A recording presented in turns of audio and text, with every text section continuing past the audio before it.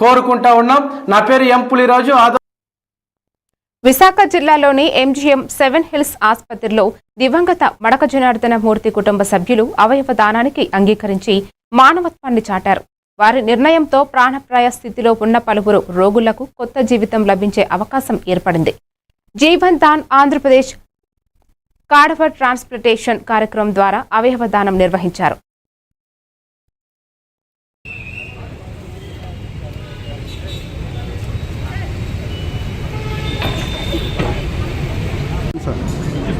అందరికీ నమస్కారం. స్వర్గీయ మడక జనార్దన్ మూర్తి నాకు ఎప్పటి నుంచో పరిచయం. ఆయన అనేక సంవత్సరాల నుంచి కొంత ఆరోగ్యం బాగాలేకపోవటం, అయితే సడన్గా ఆయనకి బ్రెయిన్ స్ట్రోక్ రావటం, దానికి చికిత్స కూడా చేశారు. అయినా కూడా బ్రెయిన్ స్ట్రోక్ కారణంగా బ్రెయిన్ డెడ్ అవటం, బ్రెయిన్ డెడ్ అయిన తర్వాత వాళ్ళ భార్య మహాలక్ష్మి గారు, ఆవిడ కూడా డాక్టరే, ఆవిడ ధైర్యంగా నిర్ణయం తీసుకోవడం జరిగింది, అవయవ దానం చేయాలి అని చెప్పి. ఆ విధంగా అవయవ దానం చేయటం ద్వారా అనేక మందికి ప్రాణాలు ఇవ్వడానికి అతి ముఖ్యమైన అవయవం లివర్ ఏదైతే ఉందో అది దానం చేయాలని చెప్పి వాళ్ళ కుటుంబ సభ్యులు నిర్ణయం తీసుకోవడం ఏదైతే ఉందో చాలా గొప్ప విషయం.